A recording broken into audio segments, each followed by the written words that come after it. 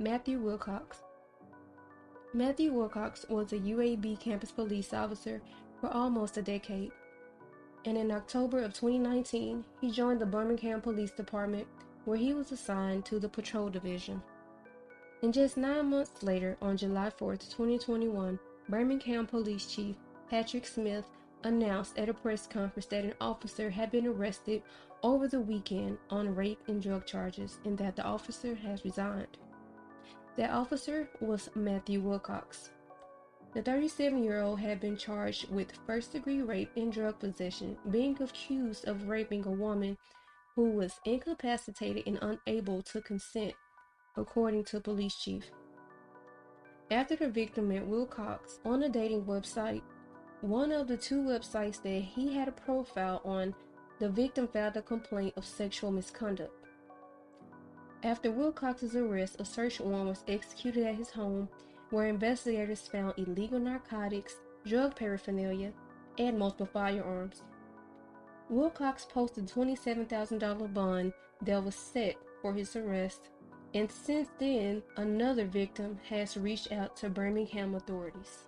And Chief Patrick Smith states that he believes there are more victims and encourages them to step forward by coming into the police department or by calling BPD Special Victims Unit at 205-297-8413.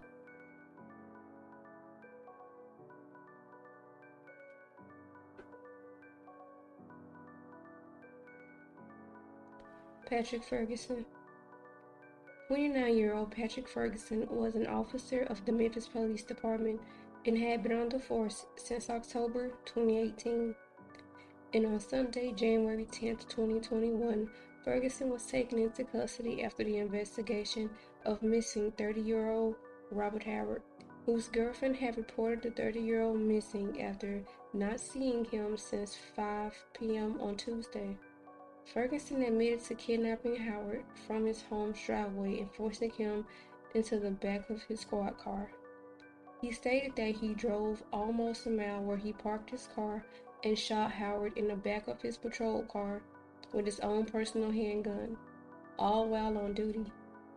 The next day, Ferguson admitted to enlisting the help of his friend, 28-year-old Joshua Roberts, to help get rid of Howard's body.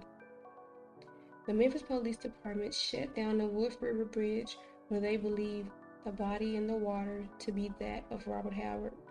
Police searched the home of Ferguson and found the handgun that he said he used to murder Howard. Since the arrest, Joshua was able to make bond, and Ferguson was denied bond. Ferguson faces charges of first-degree murder, kidnapping, abuse of a corpse, as well as fabricating and tampering with evidence. And for his help in assisting Ferguson, Joshua Rogers is charged with accessory after the fact, abuse of a corpse, as well as fabricating and tampering with evidence.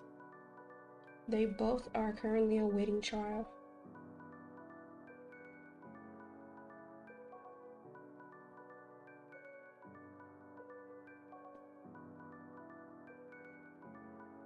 William Darby. William Darby, 28 at the time, was an officer of the Huntsville Police Department in Alabama. He had only been on the force for 18 months when on April 3, 2018, around 4:25 p.m., a call would come in to dispatch. The call was from 49-year-old Jeffrey Parker, who called 911 saying that he was having self-harming thoughts and that he had a gun pointed to his own head and that he planned to take his own life. He also told dispatch that his front door was unlocked for whoever was going to show up. The first responders to the call were officers Janisha Peguis and Justin Beckles. Upon entering the home, Officer Janisha had her gun drawn, but then pointed it down in a neutral position since Parker was sitting on his couch with his own gun pointed to his head. She asked Parker what was going on with him, to which he replied he was strung out on drugs. The conversation will continue without any confrontation or aggression, and just 5 minutes later, Officer William Darby arrived along with more senior deputies. Darby loaded a slug single projectile and headed towards Parker's home and stood in the front yard.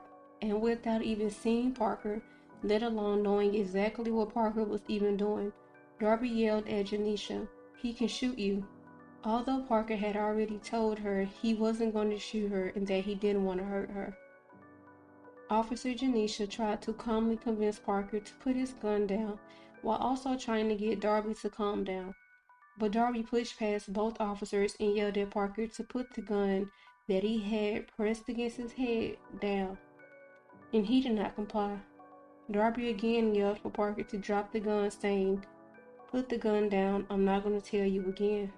Just moments later, Officer Janisha tried speaking with Parker when Darby fired a single shot in Parker's mouth, taking his life in an instant. Almost a month after the shooting, a review board found that deadly force was quote-unquote within policy.